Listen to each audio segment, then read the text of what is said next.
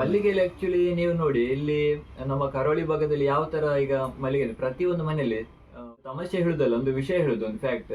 ತುಳಸಿ ಗಿಡ ಆದ್ಮೇಲೆ ಅತಿ ಹೆಚ್ಚಾಗಿರೋದು ಮಲ್ಲಿಗೆ ಗಿಡ ಅಂತಾನೆ ಹೇಳ್ಬೋದು. ಅಂದ್ರೆ ಪ್ರತಿಯೊಂದು ಮನೆಯಲ್ಲೂ ಕೂಡ ಉಂಟು.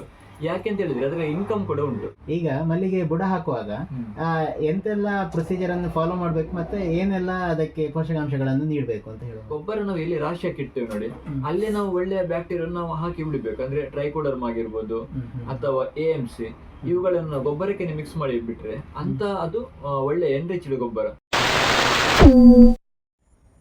ಮಾತೆರೆಗ್ಲ ಉಡಲ್ದಿಂಜಿನ ಸೊಲ್ಮೆಲು. ಹಾಯ್, ಹಲೋ, ನಮಸ್ತೆ, welcome back to our YouTube channel. ನಮ್ಮ ಚಾನಲನ್ನು ಸಬ್ಸ್ಕ್ರೈಬ್ ಮಾಡಿ ಸಪೋರ್ಟ್ ಮಾಡಿ. ಇವತ್ತಿನ ವಿಡಿಯೋ ಮಲ್ಲಿಗೆ ಕೃಷಿಯ ಸಮಸ್ಯೆಗಳು, ಅಂದರೆ ಮಲ್ಲಿಗೆ ಗಿಡಗಳಿಗೆ ಬರುವಂತಹ ಸಮಸ್ಯೆಗಳು ಮತ್ತು ಅದು ಅಧಿಕ ಇಳುವರಿಯನ್ನು ಪಡೆಯುವಂಥ ಕ್ರಮ ಯಾವುದು, ಮತ್ತು ಮಲ್ಲಿಗೆ ಗಿಡಕ್ಕೆ ಗೊಬ್ಬರ ನೀಡುವಂಥ ವರ್ಷಂಪ್ರತಿ ನೀಡುವಂತಹ ಟ್ರೀಟ್ಮೆಂಟ್ಗಳು, ಅದರ ಬಗ್ಗೆ ಸಂಪೂರ್ಣ ಮಾಹಿತಿಯನ್ನು ನಮ್ಮ ನುರಿತ ಒಬ್ಬ ತಜ್ಞರಿದ್ದಾರೆ, ಅದು ಶಿರ್ವದಲ್ಲಿದ್ದಾರೆ, ರೈತೋನ್ನತಿ ಕೇಂದ್ರ, ಅಲ್ಲಿಗೆ ಹೋಗ್ಲಿಕ್ಕುಂಟು. ಅಲ್ಲಿ ನಮಗೆ ಸಂಪೂರ್ಣವಾದ ಮಾಹಿತಿಯನ್ನು ನೀಡ್ತಾರೆ. ಮತ್ತು ಜಾಜಿ ಕೃಷಿಯನ್ನು ಹೇಗೆ ಅಧಿಕ ಇಳುವರಿ ಪಡೆಯುವುದು, ಅಂದರೆ ಮಲ್ಲಿಗೆಗೆ ಹೆಚ್ಚು ಜನ ಕಾನ್ಸಂಟ್ರೇಟ್ ಮಾಡ್ತಾರೆ, ಹಾಗೆ ಜಾಜಿಗೆ ಸಹ ಮಾಡಿದರೆ ಅದರಲ್ಲಿ ಸಹ ಹಣ ತೆಗಿಲಿಕ್ಕಾಗ್ತದೆ.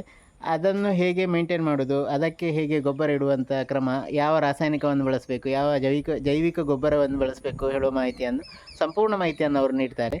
ಹಾಗೂ ಚಳಿಗಾಲದಲ್ಲಿ ಮಲ್ಲಿಗೆ ಗಿಡವನ್ನು ಹೇಗೆ ಮೇಂಟೈನ್ ಮಾಡಬೇಕು ಹೇಳುವ ಬಗ್ಗೆಯೂ ಈ ವಿಡಿಯೋದಲ್ಲಿ ತಿಳ್ಕೊಂಡು ಹೋಗುವ. ಮೊದಲಿಗೆ ನಮ್ಮ ತೋಟದಲ್ಲಿ ಆಗಿರುವಂತಹ ಸಮಸ್ಯೆಗಳು ಯಾವುದು ಅಂತ ಹೇಳಿ ಸ್ವಲ್ಪ ಬೈಟಲ್ಲಿ ತಗೊಳ್ಳುವ. ಚಳಿಗಾಲದಲ್ಲಿ ಬೆಳಗಿನ ಹೊತ್ತಿನಲ್ಲಿ ಮಲ್ಲಿಗೆ ಗಿಡಕ್ಕೆ ಈ ಇಬ್ಬನಿ ಬಂದು ಬಿದ್ದಿರ್ತದೆ. ಇದು ಗಿಡದಲ್ಲಿ ಹೀಗೆ ಬಿಟ್ಟರೆ ಅದು ಗಿಡದ ಬೆಳವಣಿಗೆಗೆ ಮತ್ತು ಇಳುವರಿಗೆ ತುಂಬ ಇಫೆಕ್ಟ್ ಆಗ್ತದೆ, ಮತ್ತು ಬೇರೆ ಬೇರೆ ರೀತಿಯ ಕಾಯಿಲೆಗಳು ಬರಲಿಕ್ಕೆ ಸ್ಟಾರ್ಟ್ ಆಗ್ತದೆ. ಅದನ್ನು ನಿರ್ವಹಣೆ ಮಾಡುವುದು ಹೇಗೆ, ಮತ್ತು ಅಧಿಕವಾಗಿ ಇಳುವರಿಯನ್ನು ಪಡೆಯುವುದು ಹೇಗೆ, ಅದರ ಬಗ್ಗೆ ಒಂದು ಮಾಹಿತಿ. ಮಳೆಗಾಲ ಆದಮೇಲೆ ಚಳಿಗಾಲ ಬರೋದ್ರಿಂದ ಮಲ್ಲಿಗೆ ಗಿಡದ ಬುಡದಲ್ಲಿ ಇಂಥ ಪಾಚಿಗಳೆಲ್ಲ ತುಂಬ ಆಗಿ ಇರ್ತದೆ. ಅದನ್ನು ಹೇಗೆ ತೆಗೆಯುವುದು, ಅದರ ನಿರ್ವಹಣೆ ಹೇಗೆ, ಹಾಗೂ ಮಲ್ಲಿಗೆ ಬುಡಗಳ ಕೆಳಗೆ ತುಂಬ ಮಲ್ಲಿಗೆಯದ್ದೇ ಎಲೆಗಳು ತುಂಬ ಬಿದ್ದಿರ್ತದೆ, ಅದನ್ನೆಲ್ಲ ಹೇಗೆ ಹತೋಟಿ ಮಾಡೋದು, ಹೇಗೆ ಕ್ಲೀನ್ ಮಾಡೋದು, ಅದರ ಬಗ್ಗೆ ಮಾಹಿತಿಯನ್ನು ಈ ವಿಡಿಯೋದಲ್ಲಿ ತಿಳಿತಾ ಹೋಗುವ.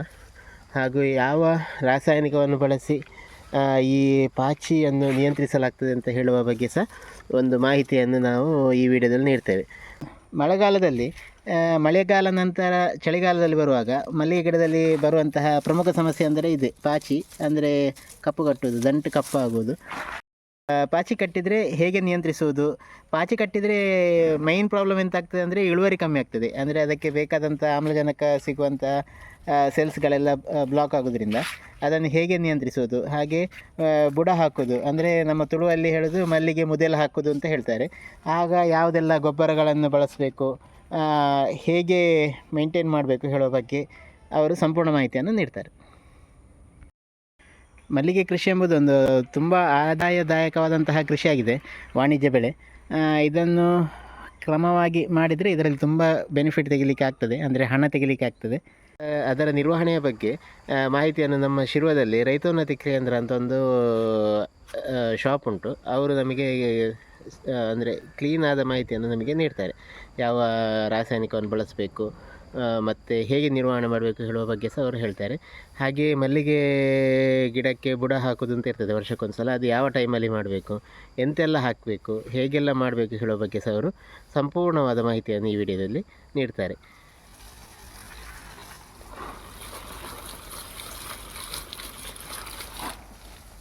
ಇದು ನಮ್ಮ ಜಾಜಿ ಗಿಡ. ಇದರಲ್ಲಿ ಬರುವಂತಹ ಪ್ರಮುಖ ಸಮಸ್ಯೆ ಅಂದರೆ ಹೀಗೆ ಹಳದಿ ಆಗೋದು, ಹಳದಿ ಕಟ್ಟಿ ಹೀಗೆ ಸಮಸ್ಯೆ ಬರ್ತದೆ. ಇದರ ನಿಯಂತ್ರಣ ಹೇಗೆ, ಅದರ ಬಗ್ಗೆಯೂ ಅವರ ಹತ್ರ ಮಾಹಿತಿಯನ್ನು ತಿಳಿಯೋಣ. ಈಗ ನಾವು ಶಿರ್ವಾದ ಕೃಷಿ ತಜ್ಞರ ಅಂಗಡಿಗೆ ಹೊರಡ್ತಿದ್ದೇವೆ, ರೈತೋನ್ನತಿ ಕೇಂದ್ರಕ್ಕೆ. ಅದಕ್ಕೆ ಬೇಕಾದಂತಹ, ಅಂದರೆ ಈಗ ಸ್ಯಾಂಪಲನ್ನು ಹಿಡ್ಕೊಂಡು ಹೋಗ್ಬೇಕಂದ್ರೆ ಎಂಥ ಸಮಸ್ಯೆ ಆಗಿದೆ ಅಂತ ಹೇಳಿ, ಯಾವುದು ರೋಗಗ್ರಸ್ತ ಗೆಲ್ಲುಂಟು ಅದನ್ನು ಹಿಡ್ಕೊಳ್ಬೇಕು. ಅಂದರೆ ಅವ್ರಿಗೆ ಕರೆಕ್ಟಾಗಿ ಇದು ಮಾಡ್ತಾರೆ. ಇದು ಕೆಂಪು ಚುಕ್ಕಿ ರೋಗ ಅಂತ ಹೇಳ್ತಾರೆ ಇಲ್ಲಿ, ಅದನ್ನು ಅವರು ಐಡೆಂಟಿಫೈ ಮಾಡಿ ಅದಕ್ಕೆ ಬೇಕಾದಂಥ ಮದ್ದನ್ನು ಕೊಡ್ತಾರೆ. ಮಣ್ಣಿನ ಪರೀಕ್ಷೆ ಸಹ ಮಾಡಬೇಕಾಗ್ತದೆ ಕೆಲವು ಸಲ.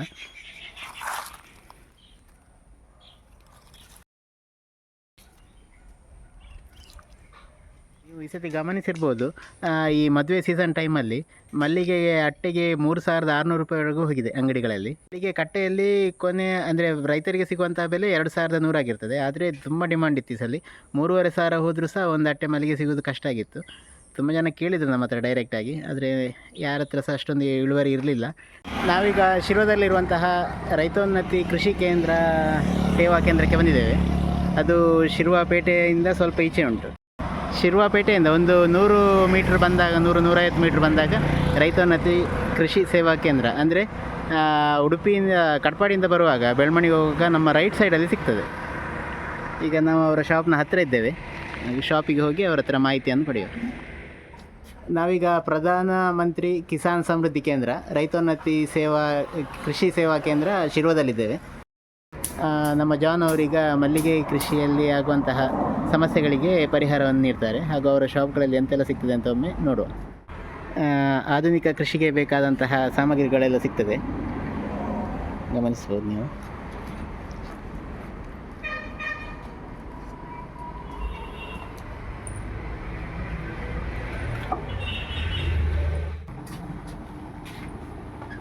ಸರ್ ನಮಸ್ತೆ. ನಮಸ್ತೆ. ನಾವು ಈಗ ಮಲ್ಲಿಗೆ ಕೃಷಿಯಲ್ಲಿ ತುಂಬ ಸಮಸ್ಯೆಗಳೆಲ್ಲ ಇರ್ತದೆ. ಹಾಗೆ ನಾವೀಗ ಕೆಲವು ಶಾಪ್ಗಳಿಗೆ ಹೋದರೆ ಅವರು ಫಸ್ಟ್ ಕೇಳುವಂಥದ್ದು ನಿಗಲಿಗೆ ಏತರ ಕಾಸದ ಮರ್ದು ಬೇಕು ಅಂತ ಕೇಳ್ತಾರೆ. ಅಂದರೆ ನಮ್ಮ ಸಮಸ್ಯೆಗಳಿಲ್ಲ, ನಮ್ಮ ಹಣಕ್ಕೆ ತಕ್ಕಾಗಿ ಅವರು ಅದಕ್ಕೆ ಫರ್ಟಿಲೈಸರ್ ಕೊಡ್ತಾರೆ. ಅಂದರೆ ನಮಗೆ ಆ್ಯಕ್ಚುಲಿ ಹೇಗೆ ಅಂದರೆ ನಮ್ಮ ಸಮಸ್ಯೆಗೆ ಪರಿಹಾರ ಬೇಕಾಗ್ತದೆ. ಅದರಲ್ಲಿ ನಿಮ್ಮನ್ನು ಅಪ್ರೋಚ್ ಆದಾಗ ನೀವೆಂತ ಹೇಳಿದರೆ ನಿಮ್ಮ ಸಮಸ್ಯೆ ಏನು, ಅದರದ್ದು ಎಲೆ ತಗೊಂಬನ್ನಿ, ಗಿಡದ್ದು ಸ್ಯಾಂಪಲ್ ತಗೊಂಬನ್ನಿ, ಇದರಿಂದ ನೀವೇ ಬರುವಂತಹ ಆಪ್ಷನ್ಸ್ ನೀವು ಕೊಟ್ಟಿದ್ವಿ. ಅದಕ್ಕೆ ನಾವು ನಿಮ್ಮ ಶಾಪಿಗೆ ಬಂದಿದ್ದೇವೆ. ಹಾಗೆ ನಮಗೆ ಆದಂತಹ ಸಮಸ್ಯೆ ಗಿಡದ್ದು 2 ಎಲೆಯನ್ನು ತಗೊಂಡ್ಬಂದಿದ್ದೇವೆ ಸ್ಯಾಂಪಲ್. ಆಕ್ಚುಲಿ ನಾವು ಕೂಡ ನಮ್ಮಲ್ಲಿಗೆ ಭೇಟಿ ನೀಡುವ ರೈತರು ತುಂಬಾ ಜನ ಬರ್ತಾರೆ. ಬಂದವರಿಗೆ ನಾವು ಮೊದಲು ಹೇಳುದು ಅಂದ್ರೆ ನಾವು ಯಾವುದಾದ್ರು ರೋಗವನ್ನು ಮೊದಲು ನಾವು ಪತ್ತೆ ಮಾಡಿ ಅದಕ್ಕೆ ತಕ್ಕನಾಗಿ ಔಷಧಿ ಕೊಡಬೇಕು. ಯಾವುದೋ ಒಂದು ಔಷಧಿ ಕೊಟ್ಟು, ಈಗ ಕೀಟ ಬದಿದ್ರೆ ಕೀಟಕ್ಕೆ ಔಷಧಿ ಕೊಡಬೇಕು, ಶಿಲೀಂಧ್ರ ಬದಿದ್ರೆ ಶಿಲೀಂಧ್ರಕ್ಕೆ ಔಷಧಿ ಕೊಡಬೇಕು. ಅಂದ್ರೆ ಆಯಾ ರೋಗಕ್ಕೆ ಆಯಾ ಮದ್ದು ಕೊಟ್ಟರೆ ನಮಗೆ ಕೂಡ ರೈತರಿಗೆ ಕೂಡ ಉತ್ಪಾದನೆ ವೆಚ್ಚ ಅನ್ನೋದು ತುಂಬಾ ಕಡಿಮೆ ಆಗ್ತದೆ. ಇಲ್ಲದ್ರೆ ಏನಾಗ್ತದೆ, ನಾವು ರೈತರಿಗೆ ಅದ್ರ ಬಗ್ಗೆ ಮಾಹಿತಿ ಇರೋದಿಲ್ಲ. ಕೊಟ್ಟ ಮಧ್ಯೆ 2 ಸರಿ 3 ಸರಿ ಎಲ್ಲ ಸ್ಪ್ರೇ ಮಾಡಿದವರು ಕೂಡ ಇರ್ತಾರೆ. ಇಲ್ಲದ್ರೆ ಅದರಿಂದ ರಿಸಲ್ಟ್ ಎಲ್ಲ ಸಿಗುದಿಲ್ಲ. ಸೊ ಅದಕ್ಕಾಗಿ ನಾವು ನಮ್ಮ ಶಾಪ್ಗೆ ಬಂದವರಿಗೆಲ್ಲ ಹೇಳ್ತೇವೆ, ನೀವು ಬರುವಾಗ ಒಂದೇ ಸ್ಯಾಂಪಲ್ ಯಾವ್ದಾದ್ರು ತಗೊಂಡು ಬನ್ನಿ, ಇಲ್ಲದ್ರೆ ವಾಟ್ಸಪ್ ಅಲ್ಲಿ ಫೋಟೋ ಕಳಿಸಿ ಅಂತ. ಸೊ ಅದನ್ನು ನೋಡಿ ಅದನ್ನು ನಾವು ಎಕ್ಸಾಮಿನ್ ಮಾಡಿ ಏನು ಪ್ರಾಬ್ಲಮ್ ಇದೆ ಅದಕ್ಕೆ ತಕ್ಕಾಗಿ ನಾವು ಟ್ರೀಟ್ಮೆಂಟ್ ಅನ್ನು ಕೊಡ್ತೇವೆ. ಈಗ ನೀವೀಗ ತಂದದ್ದು ಇದರಲ್ಲಿ 2 ಪ್ರಾಬ್ಲಮ್ ಉಂಟು ಇದರಲ್ಲಿ. ಒಂದು ಎಲೆ ಚುಕ್ಕೆ ರೋಗ, ಮಳೆಗಾಲ ಮತ್ತು ಈ ಚಳಿಗಾಲದಲ್ಲಿ ಸಾಮಾನ್ಯವಾಗಿದ್ದು ಹಾಗೆ ಆಗ್ತದೆ. ಮತ್ತೆ ಇದು ಇನ್ನೊಂದು ಪಾಚಿದ್ದು ಸಮಸ್ಯೆ. ಪಾಚಿದು ಆಲ್ಮೋಸ್ಟ್ ನಿಮಗೆ ಮಳೆಗಾಲದಲ್ಲೇ ಈ ಸರಿ ನಾವು ಯಾವ ಪ್ಲಾಟ್ಗೆ ಕೂಡ ವಿಸಿಟ್ ಕೊಟ್ಟರು ಪ್ರತಿಯೊಂದು ಪ್ಲಾಟ್ ಅಲ್ಲಿ ಕೂಡ ಪಾಚಿಯ ಸಮಸ್ಯೆ ಇದೆ. ಈಗ ನಿಮ್ಮ ಗಿಡದಲ್ಲಿ ನೋಡ್ಲಿಕ್ಕೆ ಹೋದ್ರೆ ಇದು ವಿಪರೀತ ಅಂತ ಅನ್ಬೋದು, ಯಾಕಂದ್ರೆ ಎಲೆಯ ತನಕ ಕೂಡ ಪಾಚಿ ಹೋಗಿದೆ. ಸೊ ಈಗ ಸ್ಟೆಪ್ ಬೈ ಸ್ಟೆಪ್ ಈ 2 ಇದನ್ನು ಕೂಡ ನಾವು ಯಾವ ತರ ನಾವು ಕಂಟ್ರೋಲ್ ಮಾಡ್ಬೋದು ಅಂತ. ಮೊದಲನೇದಾಗಿ ಈಗ ಪಾಚಿ ಯಾವ ತರ ಅಂತ ನೋಡಿ, ಇಲ್ಲೇ ನೋಡಿ ಕೂತ್ಕೊಂಡಿದೆ ಗಿಡದ ಮೇಲೆಲ್ಲ. ಪಾಚಿಯನ್ನು ಕಂಟ್ರೋಲ್ ಮಾಡ್ಲಿಕ್ಕೆ ಸಾಮಾನ್ಯವಾಗಿ ನಾವು ಇದು ಸುಣ್ಣವನ್ನು ನಾವು ಉಪಯೋಗ ಮಾಡ್ತೇವೆ. ಸುಣ್ಣ, ಈಗ ನಾವು ಸುಣ್ಣ ಉಪಯೋಗ ಮಾಡುವ ಬದಲು ಸುಣ್ಣದ ಜೊತೆಗೇನೆ ನಾವು ಇದು ಮೈಲ್ತುತ್ತು, ಸುಣ್ಣ ಮತ್ತು ಮೈಲ್ತುತ್ತನ್ನು ನಾವು ಬೋರ್ಡ್ ದ್ರಾವಣ ಅಂತ ಹೇಳ್ತೇವೆ. ಅದನ್ನೆರಡನ್ನು ನಾವು ಮಳೆಗಾಲದ ಆರಂಭದಿಂದನೇ ನಾವು ಉಪಯೋಗ ಮಾಡಲಿಕ್ಕೆ ಶುರು ಮಾಡಿದ್ವಿ. ಅಂದ್ರೆ ಎಲೆಗೆ ಕೂಡ ಸ್ಪ್ರೇ ಮಾಡಬೇಕು, ಮತ್ತೆ ಪ್ಲಸ್ ನಾವು ಗಿಡದ ಕಾಂಡಕ್ಕೆಲ್ಲ ಸ್ಪ್ರೇ ಮಾಡ್ತಾ ಹೋದ್ರೆ ನಮಗೆ ಎಲೆ ಚುಕ್ಕೆ ರೋಗ ಅನ್ನೋದು ಕೂಡ ಬರುವುದಿಲ್ಲ. ಯಾಕೆಂದ್ರೆ ಸುಣ್ಣ ಮತ್ತು ಮೈಲ್ತುತ್ತು ಜೊತೆ ಆದಾಗ ಅದೊಂದು ಶಿಲೀಂಧ್ರನಾಶಕದಂತ ಒಂದು ಕೆಲಸ ನಿರ್ವಹಿಸ್ತದೆ. ಈಗ ಎಲೆ ಚುಕ್ಕೆ ರೋಗ ಅನ್ನೋದು ಶಿಲೀಂಧ್ರದಿಂದ ಬರುವಂಥದ್ದು. ಅಂದ್ರೆ ಈಗ ನಾವು ಶಿಲೀಂಧ್ರನಾಶಕ ಬೋರ್ಡವನ್ನು ನಾವು ಸ್ಪ್ರೇ ಮಾಡಿದ್ರೆ, ಶಿಲೀಂಧ್ರನಾಶಕವಾಗಿ ಸ್ಪ್ರೇ ಮಾಡಿದಾಗ ಎಲೆ ಚುಕ್ಕೆ ರೋಗ ಕೂಡ ಕಂಟ್ರೋಲ್ ಆಗ್ತದೆ. ಸೆಕೆಂಡ್, ಇದರಲ್ಲಿ ಈಗ ಪಾಚಿ ಅಂತ ಹೇಳ್ತೇವೆ ನಾವು. ಈ ಪಾಚಿ ಸುಣ್ಣ ಬಿದ್ದರೆ ಪಾಚಿ ಆಟೋಮೆಟಿಕ್ ಆಗಿ ಇದು ಕರಗಿ ಹೋಗುದು. ಸೊ ಆ 2 ರೀಸನ್ಗೋಸ್ಕರ ನಾವು ಬೋರ್ಡ್ ದ್ರಾವಣವನ್ನು ಸಿಂಪಡಣೆ ಮಾಡಿದ್ರೆ ನಮಗೆ ಒಂದೇ ಮದ್ದಲ್ಲಿ ನಾವು 2 ತರಹದ ಒಂದು ಪ್ರಾಬ್ಲಮ್ ಅನ್ನು ಕೂಡ ನಾವು ಇದು ಅಂದ್ರೆ ನಾವು ಟ್ರೀಟ್ಮೆಂಟ್ ಅನ್ನು ಮಾಡ್ಬೋದು. ಅಂದ್ರೆ ಪಾಚಿ ಕೂಡ ನಿರ್ಮೂಲನೆ ಆಗ್ತದೆ, ಎಲೆ ಚುಕ್ಕೆ ರೋಗ ಕೂಡ ನಿರ್ಮೂಲನೆ ಆಗ್ತದೆ. ಈಗ ಚಳಿಗಾಲದಲ್ಲಿ ತುಂಬಾ ಇಬ್ಬನಿ ಬಿದ್ದಿರ್ತದೆ ಮಲ್ಲಿಗೆ ಗಿಡದ ಮೇಲೆ. ನಮ್ಮ ಸ್ಥಳೀಯರು ಹೇಳುವಾಗ ಹೇಳ್ತಾರೆ ಅದನ್ನು ನೀರನ್ನು ಹಾಕಿ ತೆಗೀರಿ ಅಂತ. ಈಗ ನಾವು ಅದನ್ನು ನಿತ್ಯವೂ ನೀರು ಕೊಡ್ಬೇಕಾ ಬರೀ ಹನಿಯನ್ನು ತೆಗಿಲಿಕ್ಕೆ ಅಥವಾ ಇಬ್ಬನಿಯನ್ನು ತೆಗಿಲಿಕ್ಕೆ ಅಥವಾ 2 ದಿವಸಕ್ಕೊಂದ್ಸಲ ಕೊಡ್ಬೇಕಾ, ಹೇಗೆ ಅದರ ಬಗ್ಗೆ ಮಾಹಿತಿ? ಆಕ್ಚುಲಿ ಈಗ ನೋಡಿ, ಯಾವುದೇ ಶಿಲೀಂಧ್ರ ಬೆಳಿಬೇಕಾದ್ರೆ ಪಸೆ ಇದ್ರೆ ಶಿಲೀಂಧ್ರ ಬೆಳೆಯುವುದು ಜಾಸ್ತಿ.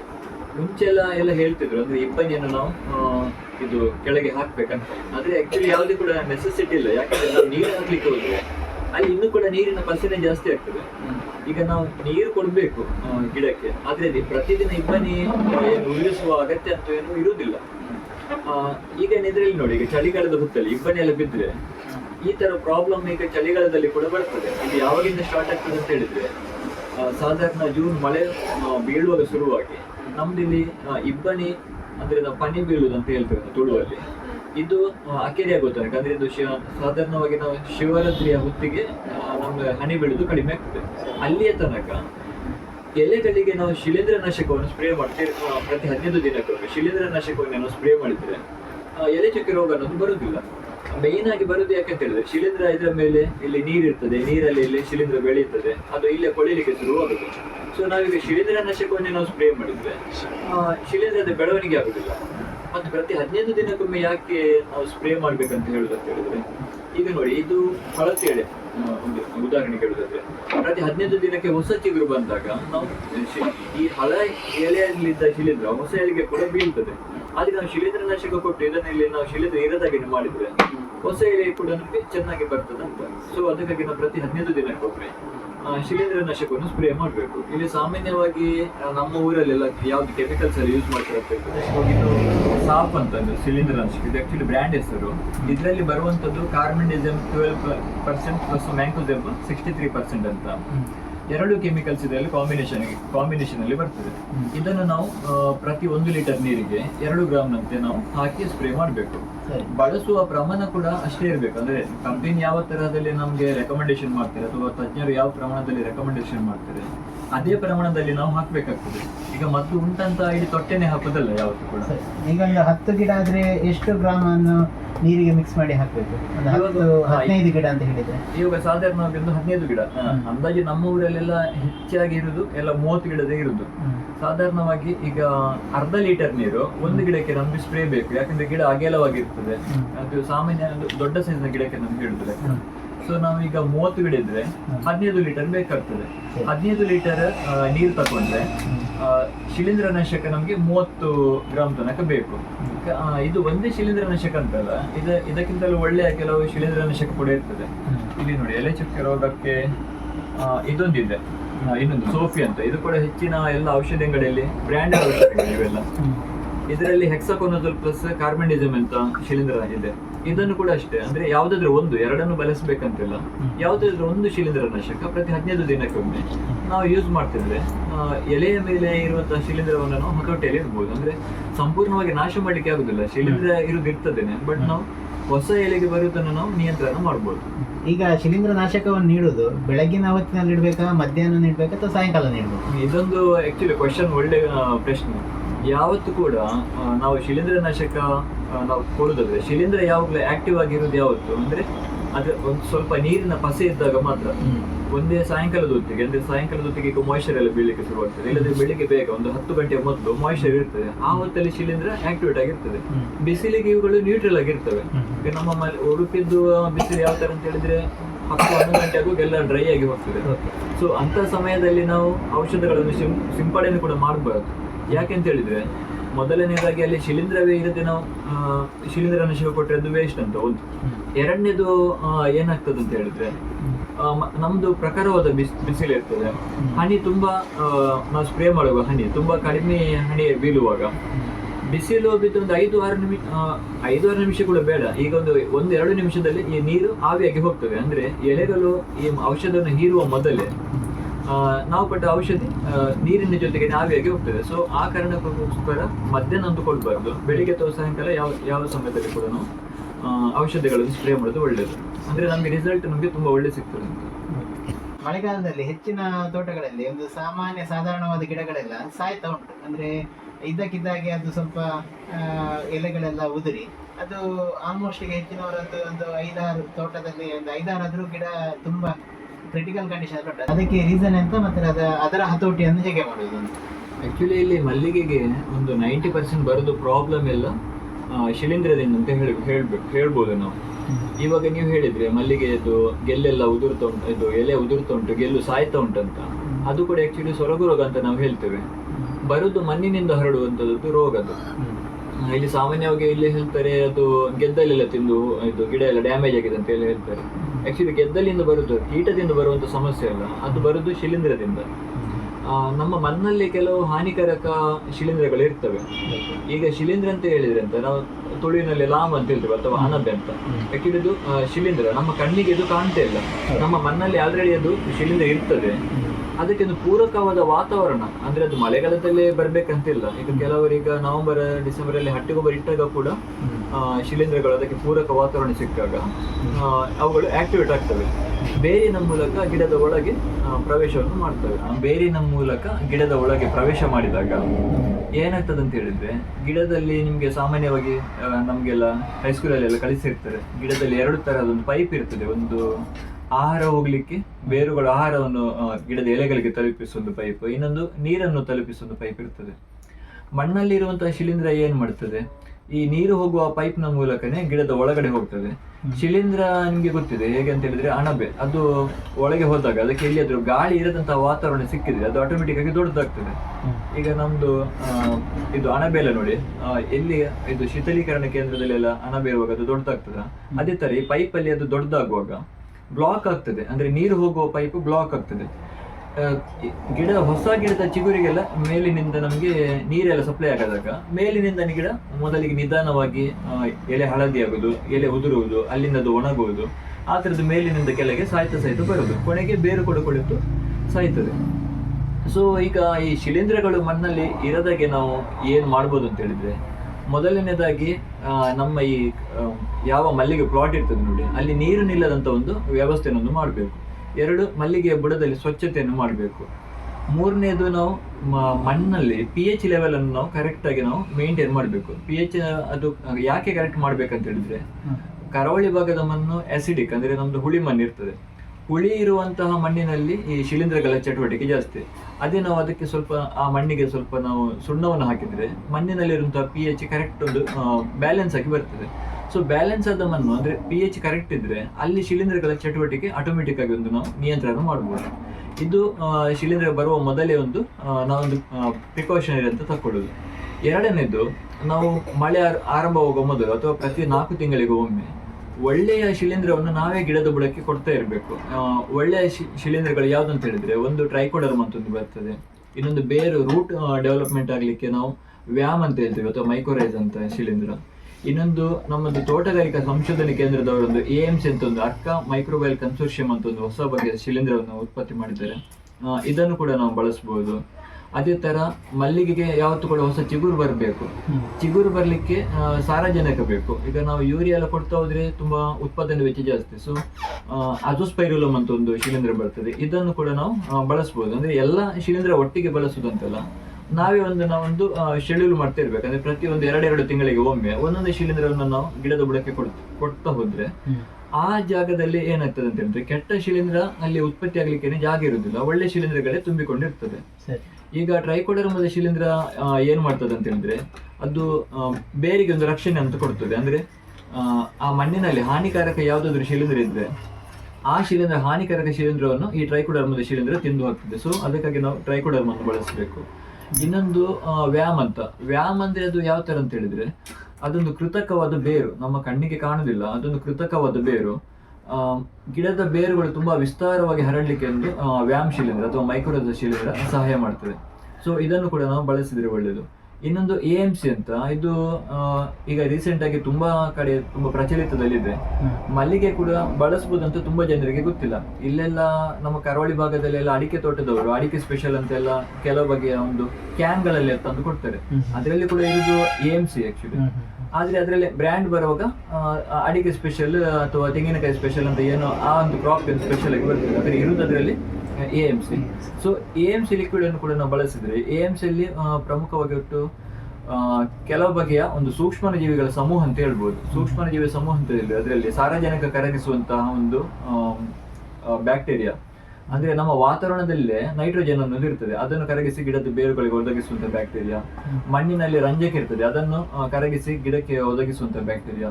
ಮತ್ತು ನಾವು ಕೊಟ್ಟಂತ ಸಾವಯವ ತ್ಯಾಜ್ಯದಲ್ಲಿ ಪೊಟ್ಯಾಷ್ ಅನ್ನೋದು ಇರ್ತದೆ, ಅದನ್ನು ಕರಗಿಸಿ ಗಿಡದ ಬೇರುಗಳಿಗೆ ಕೊಡುದು. ಜಿಂಕ್ ಮತ್ತು ಬೋರನ್ನು ಕರಗಿಸುವಂತ ಬ್ಯಾಕ್ಟೀರಿಯಾಗಳು ಈ AMC ಇರ್ತದೆ. ಸೊ ಇದನ್ನು ಕೂಡ ನಾವು ಬುಡಕ್ಕೆ ನಾವು ಕೊಡ್ತಾ ಇದ್ರೆ ಎಲ್ಲ ತುಂಬಾ ಒಳ್ಳೆಯ ಒಂದು ರಿಸಲ್ಟ್ ಅನ್ನು ನಾವು ಪಡಿಬಹುದು. ಇನ್ನೊಂದು ಹೇಳ್ಬೇಕಾದಂತ ವಿಚಾರ ಏನಂತ ಹೇಳಿದ್ರೆ, ಶಿಲೀಂಧ್ರ ನಾವು ಈಗ ಒಳ್ಳೆಯ ಬ್ಯಾಕ್ಟೀರಿಯಾಗಳು ಅಥವಾ ಬಯೋಫರ್ಟಿಲೈಸರ್ಸ್ ಅಂತ ಏನು ಹೇಳ್ತೇವೆ ಮೇಡಮ್, ಅಂದ್ರೆ ಟ್ರೈಕೋಡರ್ಮಾ, ವ್ಯಾಮ್, AMC, ಅಜೋಸ್ಪೈರಲಮ್ ಇಂಥದವುಗಳನ್ನು ನಾವು ಸಾಮಾನ್ಯವಾಗಿ ಹೇಗೆ ಬಳಸಬಹುದು ಅಂತ ಹೇಳಿದ್ರೆ, ನಾವು ಮಲ್ಲಿಗೆ ಗಿಡಕ್ಕೆ ನಾವು ನೆಲಗಡಲೆ ಹಿಂಡಿ ಕೊಡ್ತೇವೆ. ಈ ನೆಲಗಡಲೆ ಹಿಂಡಿಯನ್ನು ನಾವು ರೆಡಿ ಮಾಡುವಾಗ ಗಿಡದ ಬುಡಕ್ಕೆ ಕೊಡುವಾಗ ಅದರ ಜೊತೆಗೇನೆ ಈ ಶಿಲೀಂಧ್ರಗಳನ್ನು ಕೂಡ ನಾವು ಸೇರಿಸ್ತಾ ಬಂದ್ರೆ ಆಟೋಮೆಟಿಕ್ ಆಗಿ ನಾವು ಈ ಶಿಲೀಂಧ್ರವನ್ನು ಗಿಡದ ಬುಡಕ್ಕೆ ಕೊಟ್ಟಾಗ ಇರ್ತದೆ.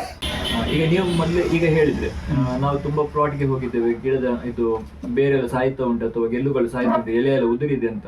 ಸೊ ಇಂತಹ ಪ್ಲಾಟ್ಗಳಲ್ಲಿ ನಾವು ಇದು ಆಲ್ರೆಡಿ ಡ್ಯಾಮೇಜ್ ಆಗಿದೆ, ಹಾಗಾದ್ರೆ ಇದನ್ನು ನಾವು ಹೇಗೆ ಸರಿಪಡಿಸಬಹುದು ಅಂತ ಹೇಳಿದ್ರೆ, ಇದಕ್ಕಾಗಿ ನಾವು ರಾಸಾಯನಿಕಗಳನ್ನು ಬಳಸುವುದೇ ಸೂಕ್ತ. ಸಾಮಾನ್ಯವಾಗಿ ನಾವು ಇಲ್ಲಿ ಕಾಪರ್ ಆಕ್ಸಿಕ್ಲೋರೈಡ್ ಅಂತ ಒಂದು ನಾವು ಶಿಲೀಂಧ್ರನಾಶಕವನ್ನು ಬಳಸಬಹುದು, ಅಥವಾ ಮೆಟಲಾಕ್ಸಿಲ್ ಪ್ಲಸ್ ಮ್ಯಾಂಕೋಸೆಬ್ ಅನ್ನುವಂತ ಒಂದು ಶಿಲೀಂಧ್ರನಾಶಕ. ಇದು ಕರಾವಳಿ ಭಾಗದಲ್ಲಿ ತುಂಬಾ ಅತ್ಯುತ್ತಮವಾಗಿ ಕೆಲಸ ಮಾಡ್ತದೆ. ಇದರಲ್ಲಿ ಗಮನಿಸಬೇಕಾದ ಒಂದು ವಿಚಾರ ಏನಂತ ಹೇಳಿದ್ರೆ, ಶಿಲೀಂಧ್ರನಾಶಕಗಳನ್ನು ನಾವು ಕೆಮಿಕಲ್ ಶಿಲೀಂಧ್ರನಾಶಕವನ್ನು ಯಾವತ್ತೂ ಕೂಡ ಶುದ್ಧವಾದ ನೀರಲ್ಲಿ ಬಳಸಬೇಕು. ನಮ್ಮೂರಲ್ಲಿ ಒಂದು ಹ್ಯಾಬಿಟ್ ಹೇಗಂತ ಇದ್ರೆ, ನಾವು ಹಿಂಡಿ ನೀರು ಹಾಕುವಾಗ ಎಲ್ಲ ಕೂಡ ಹಾಕಿ ಬಿಡ್ತೇವೆ.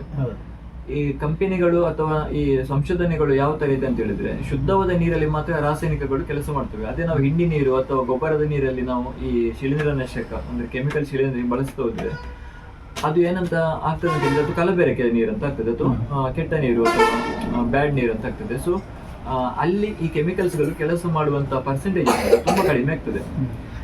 ಇನ್ನೊಂದು ಗಮನಿಸಬೇಕಾದ್ದು ಎಂತಂತ ಹೇಳಿದ್ರೆ, ಈಗ ಒಂದು 100 ಗ್ರಾಮದೊಂದು ನಾವು ಶಿಲೀಂಧ್ರನಾಶಕ ನಾವು ರೆಕಮೆಂಡೇಶನ್ ಮಾಡಿದ್ರೆ, ಕಂಪನಿಯ ರೆಕಮೆಂಡೇಶನ್ ಅಥವಾ ಸಂಶೋಧನೆಯ ರೆಕಮೆಂಡೇಶನ್ ಯಾವ ತರ ಅಂತ ಹೇಳಿದ್ರೆ, 1 ಲೀಟರ್ಗೆ 1 ಗ್ರಾಮ್ ಈ ಶಿಲೀಂಧ್ರನಾಶಕ.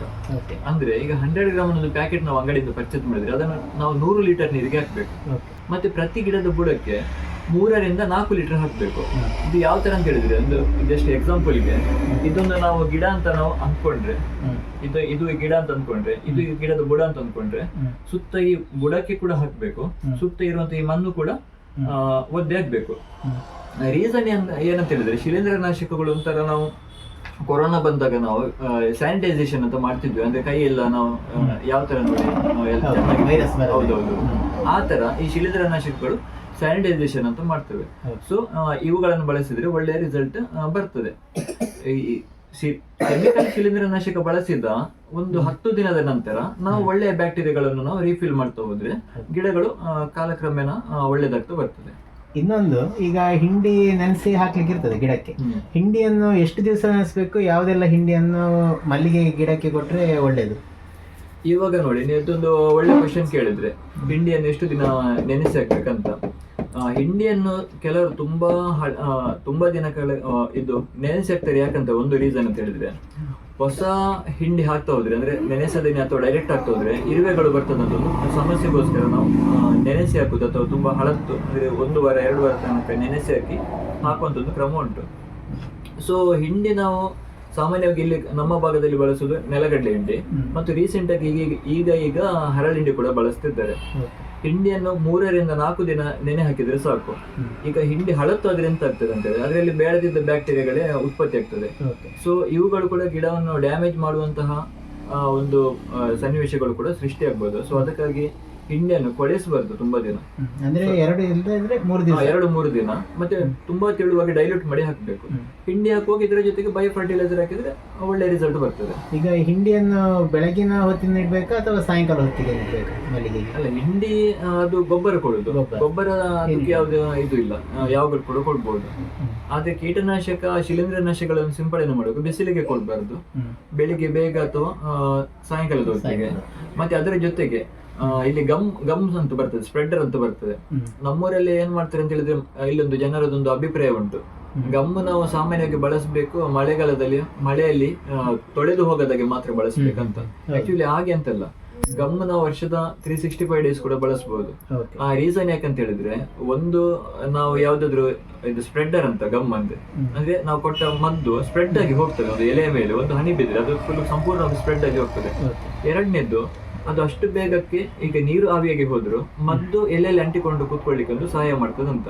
ಸೊ ಅದರಿಂದ ಒಂದು ಏನು ರೀಸನ್ ಅಂದ್ರೆ ನಮ್ಗೆ ಒಂದು ಬೆನಿಫಿಟ್ ಅಂತ ಹೇಳಿದ್ರೆ, ಔಷಧಗಳ ಖರ್ಚು ತುಂಬಾ ಕಡಿಮೆ ಆಗ್ತಾ ಹೋಗ್ತದೆ ಮತ್ತು ಅದರ ರಿಸಲ್ಟ್ ತುಂಬಾ ಒಳ್ಳೇದಾಗ್ತಾ ಹೋಗ್ತದೆ.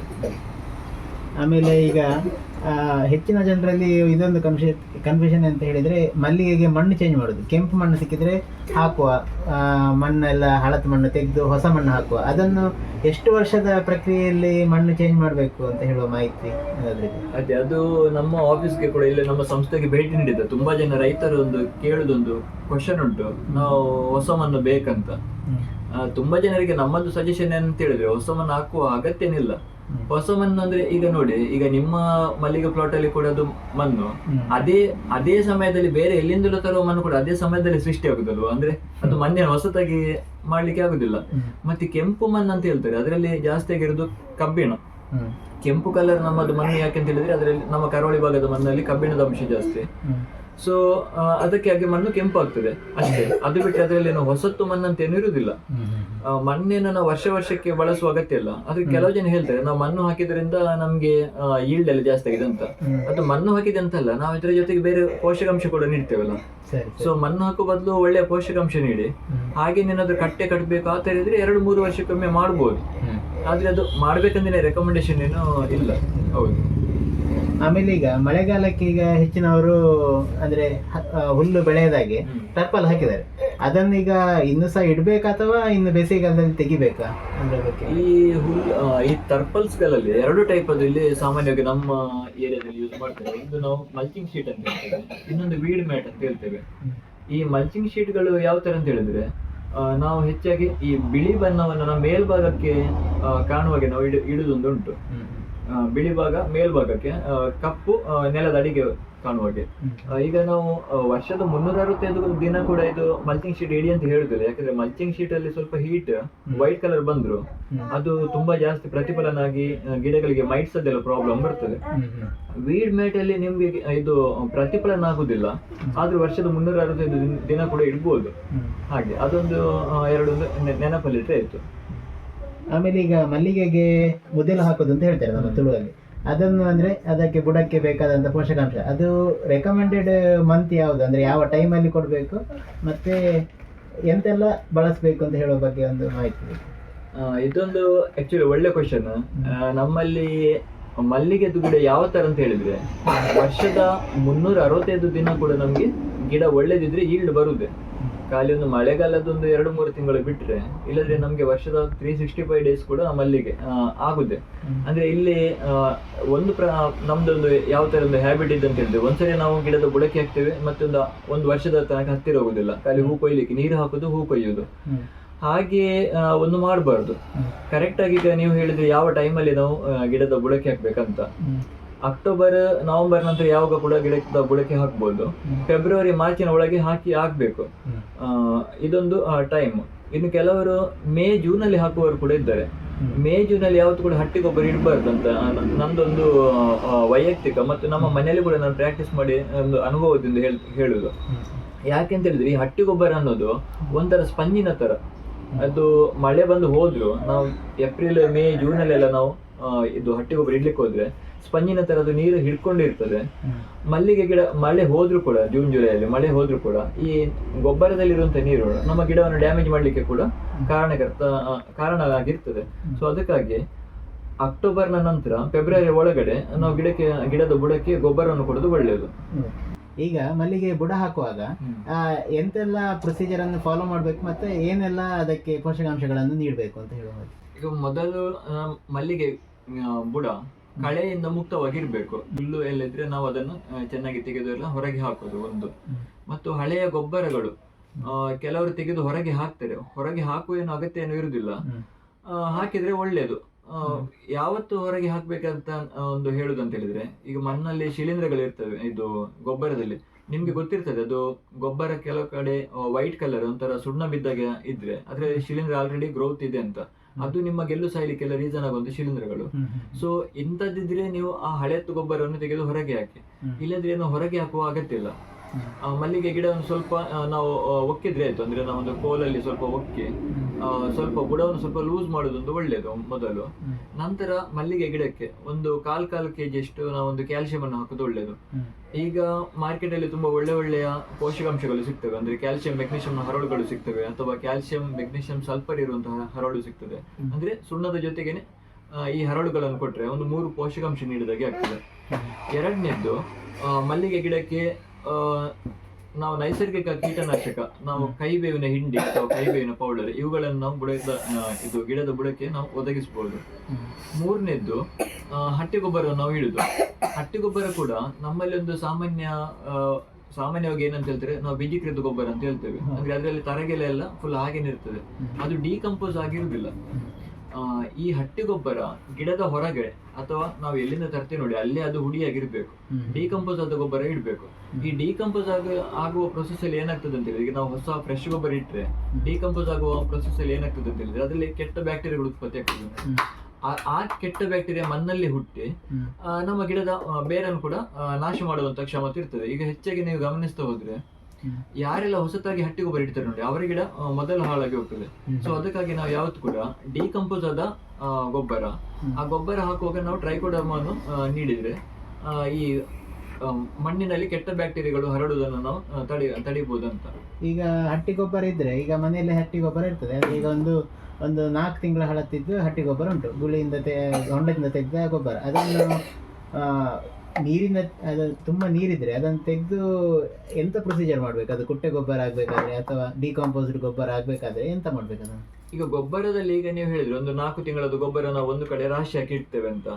ರಾಶಿ ಹಾಕಿ ಇಡ್ತೀರಿ, ಅದಕ್ಕೊಂದು ನಾವು ಸಣ್ಣದೊಂದು ಮಾಡು ಏನಾದ್ರು ಸ್ಟ್ರಕ್ಚರ್ ರೆಡಿ ಮಾಡಿ ಏನಿಲ್ಲ ತರ್ಪಲಾದ್ರೂ ಹಾಕ್ಬೇಕು. ಅದಕ್ಕೆ ನೇರವಾಗಿ ಸೂರ್ಯನ ಬಿಸಿಲು ಬೀಳಬಾರ್ದು. ಮಳೆ ಬಿದ್ರೆ ಪೋಷಕಾಂಶ ನಷ್ಟ ಹೋಗಿ ಹೋಗ್ತದೆ. ಸೊ ಈ ಎರಡು ಕಾರಣದಿಂದ ಗೊಬ್ಬರ ನಷ್ಟ ಆಗಬಾರ್ದು ಅಂತ ಹೇಳುವ ಉದ್ದೇಶಕ್ಕೋಸ್ಕರ ನಾವು ನೆರಳನ್ನು ಮಾಡಬೇಕು. ನಂತರ ಗೊಬ್ಬರ ನಾವು ಎಲ್ಲಿ ರಾಶಿ ಹಾಕಿ ಇಡ್ತೇವೆ ನೋಡಿ ಅಲ್ಲೇ ನಾವು ಒಳ್ಳೆಯ ಬ್ಯಾಕ್ಟೀರಿಯಾ ನಾವು ಹಾಕಿ ಬಿಡಬೇಕು. ಅಂದ್ರೆ ಟ್ರೈಕೋಡರ್ಮ್ ಆಗಿರ್ಬೋದು ಅಥವಾ AMC ಇವುಗಳನ್ನು ಗೊಬ್ಬರಕ್ಕೆ ಮಿಕ್ಸ್ ಮಾಡಿ ಬಿಟ್ರೆ ಅಂತ ಅದು ಒಳ್ಳೆ ಎನ್ರಿಚ್ಡ್ ಗೊಬ್ಬರ. ಈ ಗೊಬ್ಬರವನ್ನು ನಾವು ಗಿಡದ ಬುಡಕ್ಕೆ ನೀಡಿದ್ರೆ ನಿಮ್ಗೆ ಅದು ಕುಟ್ಟೆ ಕೂಡ ಆಗ್ತದೆ, ಅಂದ್ರೆ ಗಿಡ ಇದು ಡಿಕಂಪೋಸ್ ಕೂಡ ಆಗ್ತದೆ, ಎನ್ರಿಚ್ ಗೊಬ್ಬರ ಕೂಡ ಆಗ್ತದೆ. ಇವುಗಳನ್ನು ನಾವು ಗಿಡದ ಬುಡಕ್ಕೆ ಬಳಸಬಹುದು. ಎಷ್ಟು ದಿವಸದ ಮೊದಲು ಅದಕ್ಕೆ ಅದನ್ನೆಲ್ಲ ನೀಡಬೇಕು ಗೊಬ್ಬರದ ಮೇಲೆ? ಸಾಮಾನ್ಯವಾಗಿ ನಾವು ಒಂದು ತಿಂಗಳ ಮೊದಲು ನಾವು ನೀಡಿದ್ರೆ ಅಲ್ಲಿಂದ ನಾವು ಕೊಟ್ಟಂತ ಈ ಟ್ರೈಕೋಡರ್ಮ್ ಆಗಿರ್ಬೋದು ಅಥವಾ AMCಗಳು ಇಂಥ ಬ್ಯಾಕ್ಟೀರಿಯಾಗಳು ಆ ಗೊಬ್ಬರದಲ್ಲಿ ಮಲ್ಟಿಪ್ಲೈ ಆಗ್ಲಿಕ್ಕೆ ಶುರುವಾಗ್ತದೆ. ಅಂದ್ರೆ ನಾವೀಗ ಒಂದು 1/4 kg ತೊಟ್ಟೆಯ 1 kg ತೊಟ್ಟೆ ನಾವು ಒಂದು ಪ್ಲಾಸ್ಟಿಕ್ ಅಲ್ಲಿ ಕೊಟ್ರೆ ಈ ಟ್ರೈಕೋಡರ್ಮ್ ಅಥವಾ ಬ್ಯಾಕ್ಟೀರಿಯಾಗಳು ಈ ಗೊಬ್ಬರವನ್ನು ನೋಡಿ ಸಾಮಾನ್ಯವಾಗಿ ಒಂದು 30 ರಿಂದ 40 ಬಿಟ್ಟಿದ್ರೆ ಇವುಗಳು ಈ ಬ್ಯಾಕ್ಟೀರಿಯಾಗಳು ಆ ಗೊಬ್ಬರದಲ್ಲಿ ಮಲ್ಟಿಪ್ಲೈ ಆಗಲಿಕ್ಕೆ ಒಂದು ತಿಂಗಳ ತನಕ ಟೈಮ್ ತಗೊಳ್ತದೆ.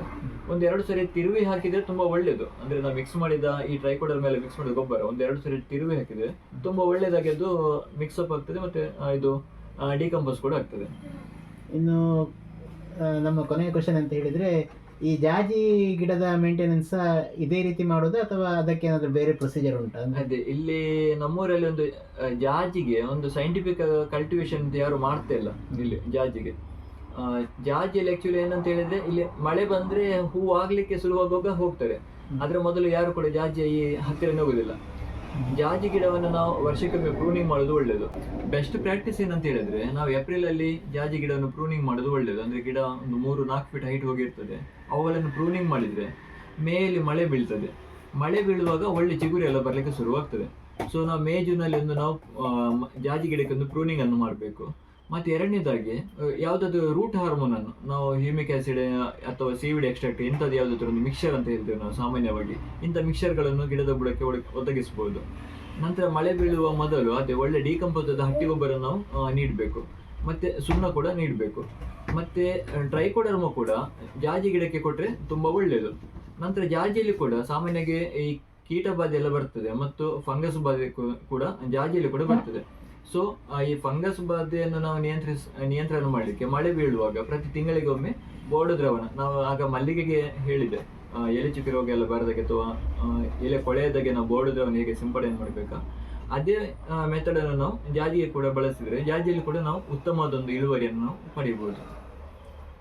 ಜಾನ್ ಅವರು ನಮಗೆ ಸಂಪೂರ್ಣವಾದ ಮಾಹಿತಿಯನ್ನು ನೀಡಿದ್ದಾರೆ. ಇನ್ನೂ ಸಹ ನಮಗೆ ಮಲ್ಲಿಗೆ ಕೃಷಿಯ ಬಗ್ಗೆ ಮಾಹಿತಿಯನ್ನು ಪಡೀಲಿಕ್ಕೆ ಇರ್ತದೆ, ಆಗ ನಾವು ಬರ್ತಾ ಇರ್ತೇವೆ. ಹಾಗೆ ಮಲ್ಲಿಗೆ ಕೃಷಿ ಒಂದು ಎಷ್ಟೊಂದು ಲಾಭದಾಯಕ, ಅದು ನೀವು ಲಾಭದಾಯಕ ಅಂತ ಹೇಳಿದ್ರೆ ಎಷ್ಟು ಲಾಭದಾಯಕ ಮತ್ತು ಹೇಗೆ ಲಾಭ ತೆಗಿಬಹುದು ಅಂತ ಹೇಳೋ ಬಗ್ಗೆ ಉಂಟಲ್ಲ? ಮಲ್ಲಿಗೆಯಲ್ಲಿ ಆಕ್ಚುಲಿ ನೀವು ನೋಡಿ ಇಲ್ಲಿ ನಮ್ಮ ಕರಾವಳಿ ಭಾಗದಲ್ಲಿ ಯಾವ ತರ ಈಗ ಮಲ್ಲಿಗೆ ಪ್ರತಿಯೊಂದು ಮನೆಯಲ್ಲಿ ಒಂದು ಅಂದ್ರೆ ತಮಾಷೆ ಹೇಳುದಲ್ಲ, ಒಂದು ವಿಷಯ ಹೇಳುದು, ಒಂದು ಫ್ಯಾಕ್ಟ್. ತುಳಸಿ ಗಿಡ ಆದ್ಮೇಲೆ ಅತಿ ಹೆಚ್ಚಾಗಿರೋದು ಮಲ್ಲಿಗೆ ಗಿಡ ಅಂತಾನೆ ಹೇಳ್ಬೋದು. ಅಂದ್ರೆ ಪ್ರತಿಯೊಂದು ಮನೆಯಲ್ಲೂ ಕೂಡ ಉಂಟು. ಯಾಕೆ ಅಂತ ಹೇಳಿದ್ರೆ ಅದರ ಇನ್ಕಮ್ ಕೂಡ ಉಂಟು. ನಾವು ಸರಿಯಾಗಿ ಟೈಮ್ಗೆ ಮ್ಯಾನೇಜ್ಮೆಂಟ್ ಮಾಡಿದ್ರೆ ಮಲ್ಲಿಗೆ ಗಿಡದಲ್ಲಿ ಏನಿಲ್ಲದಿದ್ರು ವಾರಕ್ಕೆ ಮಿನಿಮಮ್ ನಾವು 1,000 ರೂಪಾಯಿ ಆದ್ರೂ ನಾವು ಎವರೇಜ್ ಆಗಿ ನಾವು ಇದು ಆದಾಯವನ್ನು ಗಳಿಸಬಹುದು. ಅಂದ್ರೆ ಒಂದು ಎವರೇಜ್ 15-20 ಗಿಡ ಇದ್ದವರು ಒಳ್ಳೆಯ ನಿರ್ವಹಣೆ ಎಲ್ಲ ಮಾಡಿದ್ರೆ ನಮ್ಗೆ ಜಾಸ್ತಿ ಕೂಡ ಆದಾಯವನ್ನು ತೆಗಿಬಹುದು. ಅಂದ್ರೆ ಮಲ್ಲಿಗೆ ಗಿಡ ಸರಿಯಾಗಿ ನಾವು ನಿರ್ವಹಣೆ ಮಾಡ್ತಾ ಹೋದ್ರೆ ಅತಿ ಕಡಿಮೆ ಖರ್ಚಲ್ಲಿ ನಾವು ಹೆಚ್ಚಿನ ಲಾಭವನ್ನು ಪಡೆಯುವುದು, ಒಂದು ಸಂಸಾರವನ್ನು ಕೂಡ ನಿಭಾಯಿಸಬಹುದು ಅಂತ ಒಂದು ನನ್ನದೊಂದು ಅಭಿಪ್ರಾಯ. ಈಗ ನಮ್ಮ ವೀಕ್ಷಕರು ನಿಮ್ಮ ಅಂಗಡಿಗೆ ಅಪ್ರೋಚ್ ಆಗೋದಾದ್ರೆ ನಿಮ್ಮ ಕಾಂಟ್ಯಾಕ್ಟ್ ನಂಬರ್ ಎಲ್ಲ ನಾವು ಡಿಸ್ಕ್ರಿಪ್ಷನಲ್ಲಿ ಮತ್ತು ವಿಡಿಯೋದೆಲ್ಲ ಹಾಕಿರ್ತೇವೆ.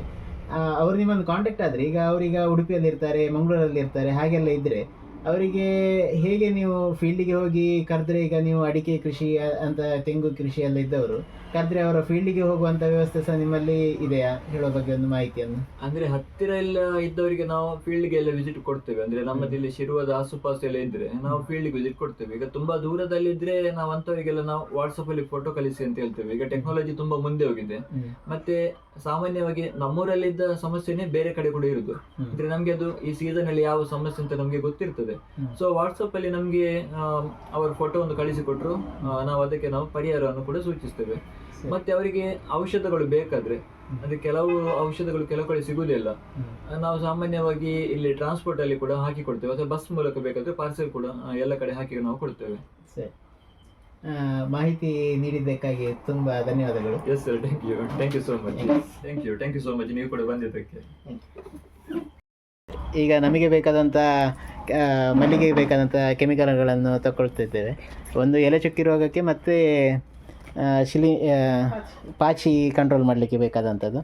ಹಾಗೆ ಇವರ ಶಾಪಲ್ಲಿ ತರಕಾರಿ ಬೀಜ ಸಹ ಅವೈಲೇಬಲ್ ಉಂಟು. ಹಾಗೆ ಕೃಷಿ ಉಪಕರಣಗಳು ಯಾವುದೆಲ್ಲ ಬೇಕು ಅದೆಲ್ಲ ಇಲ್ಲಿ ಈ ಶಾಪಲ್ಲಿ ಸಿಗ್ತದೆ. ಸ್ಪೆಷಾಲಿಟಿ ಅಂದ್ರೆ ನಮ್ಮ ಶಾಪಲ್ಲಿ ತುಂಬಾ ಜನ ಬಂದದ್ದು ಈ ಕುರುವೈಯ ಟ್ರ್ಯಾಪ್ ತಗೊಂಡು ಹೋಗ್ಲಿಕ್ಕೆ ಅಂತ. ಇಲ್ಲಿ ಆಸುಪಾಸು ಎಲ್ಲಿ ಕೂಡ ಸಿಗ್ತಾ ಇಲ್ಲ. ಈಗ ತೆಂಗಿನಲ್ಲಿ ತುಂಬಾ ಕುರುವೈದು ಪ್ರಾಬ್ಲಮ್ ಯಾವ ತರ ಆಗಿದೆ ಅಂತ ಹೇಳಿದ್ರೆ, ಇನ್ನೊಂದು 4 ವರ್ಷದಲ್ಲಿ ತೆಂಗಿನ ಮರ ಸತ್ತು ಘಟ್ಟದಿಂದನೇ ನಾವು ತೆಂಗಿನಕಾಯಿ ಕೂಡ ತರ್ಬೇಕಂತ ಆ ತರ ಆಗಿದೆ. ಸೊ ಅಂತ ಟ್ರ್ಯಾಪ್ ಗಳು ಕೂಡ ನಮ್ಮಲ್ಲಿ ಸಿಗ್ತದೆ. ಬುಡಕ್ಕೆ ಕಂಡೆಪುರಿ ಅಂತ ಹೇಳ್ತೇವೆ ತುಳುವಲ್ಲಿ. ಇದನ್ನು ಕೂಡ ನಿಯಂತ್ರಣ ಮಾಡೋ ಮೆಟ್ರೈಸಿಯಂ ಬ್ಯಾಕ್ಟೀರಿಯಾ ಕೂಡ ನಮ್ಮಲ್ಲಿ ಸಿಗ್ತದೆ. ನಮ್ಮ ರೈತ ಮಿತ್ರರಾದಂತಹ ಜಾನ್ ಅವರು ಮಲ್ಲಿಗೆ ಕೃಷಿಯ ಬಗ್ಗೆ ಬಹಳ ವಿವರವಾಗಿ ಹಾಗೂ ಸರಳವಾಗಿ ಮಾಹಿತಿಯನ್ನು ನೀಡಿದ್ದಾರೆ. ಅಂದರೆ ಯಾವ ಕೀಟನಾಶಕವನ್ನು ಬಳಸಬೇಕು, ಯಾವ ಹೊತ್ತಿಗೆ ಬಳಸಬೇಕು ಹೇಳುವ ಬಗ್ಗೆ ಒಂದು ಸಂಪೂರ್ಣವಾದ ಮಾಹಿತಿಯನ್ನು ನೀಡಿದ್ದಾರೆ. ನಮಗೆ ಗೊತ್ತಿದ್ದಂತಹ ಕೆಲವು ಮಲ್ಲಿಗೆ ಕೃಷಿಗೆ ಬರುವಂತಹ ಸಮಸ್ಯೆಗಳನ್ನು ನಾವು ಅವರ ಹತ್ರ ಮೆನ್ಷನ್ ಮಾಡಿದ್ದೇವೆ. ಅದನ್ನು ಬಿಟ್ಟು ನಿಮಗೆ ಬೇರೆ ಯಾವುದಾದ್ರೂ ಮಲ್ಲಿಗೆ ಕೃಷಿಯಲ್ಲಿ ಸಮಸ್ಯೆ ಇದ್ದರೆ ನಮಗೆ ಕಮೆಂಟ್ ಮುಖಾಂತರ ತಿಳಿಸಿ. ನಾವು ನೆಕ್ಸ್ಟ್ ವಿಡಿಯೋದಲ್ಲಿ ಅದಕ್ಕೆ ಉತ್ತರ ಕೊಡುವ ಪ್ರಯತ್ನವನ್ನು ಮಾಡ್ತೇವೆ. ನಾವಲ್ಲಿ ತರಕಾರಿ ಬೀಜಗಳನ್ನು ನೋಡಿದ್ವಿ, ಅದನ್ನು ತಗೊಳ್ಬೇಕಂತ ಎಣಿಸಿದ್ವಿ. ನಾವು ತಗೊಂಡ್ವಿ ಕೂಡ, ಆದರೆ ಅವರು ಅದನ್ನು ನಮಗೆ ಕಾಂಪ್ಲಿಮೆಂಟರಿ ಆಗಿ ಕೊಟ್ಟರು. ಅದಕ್ಕೆ ನಮ್ಮ ಹತ್ರ ಏನು ಹಣ ಎಲ್ಲ ತಗೊಳ್ಳಿಲ್ಲ. ಅಲ್ಲಿ ತುಂಬ ಪರ್ಚೇಸ್ ಮಾಡಿದರೆ ಡಿಸ್ಕೌಂಟ್ ಸಹ ಮಾಡ್ತಾರೆ. ಮತ್ತು ಸರಿಯಾದ ಮಾಹಿತಿಯನ್ನು ಸಹ ನೀಡ್ತಾರೆ. ಆದ್ದರಿಂದ ನಾವು ರೆಕಮೆಂಡ್ ಮಾಡ್ತೇವೆ ಅವರ ಶಾಪಿಗೆ ಹೋಗಿ ಮಲ್ಲಿಗೆ ಕೃಷಿಗೆ ಮತ್ತು ತೆಂಗು ಕೃಷಿಗೆ ಯಾವುದೆಲ್ಲ ಬೇಕು, ಕೆಮಿಕಲ್, ಅಡಿಕೆ ಯಾವುದೆಲ್ಲ ಕೀಟನಾಶಕಗಳು ಮತ್ತು ಪೋಷಕಾಂಶಗಳು ಯಾವುದೆಲ್ಲ ಬೇಕು ಅಲ್ಲಿ ತಗೊಳ್ಳಿ ಅಂತ ನಾವು ರೆಕಮೆಂಡ್ ಮಾಡ್ತೇವೆ. ನಿಮಗೆ ಈ ವಿಡಿಯೋ ಇಷ್ಟ ಆಗಿದ್ದರೆ ಲೈಕ್ ಮಾಡಿ, ಸಬ್ಸ್ಕ್ರೈಬ್ ಮಾಡಿ. ನಮ್ಮ ವಿಡಿಯೋ ನಿಮಗೆ ಇಷ್ಟವಾಗಿದ್ದಲ್ಲಿ ನಮ್ಮ ಚಾನಲನ್ನು ಸಬ್ಸ್ಕ್ರೈಬ್ ಮಾಡಿ ಹಾಗೂ ಈ ವಿಡಿಯೋಕ್ಕೆ ಲೈಕ್ ಮಾಡಿ, ಕಮೆಂಟ್ ಮಾಡಿ. Thank you for watching. Bye. Next ವಿಡಿಯೋದಲ್ಲಿ ಸಿಗುವ. ಬಾಯ್.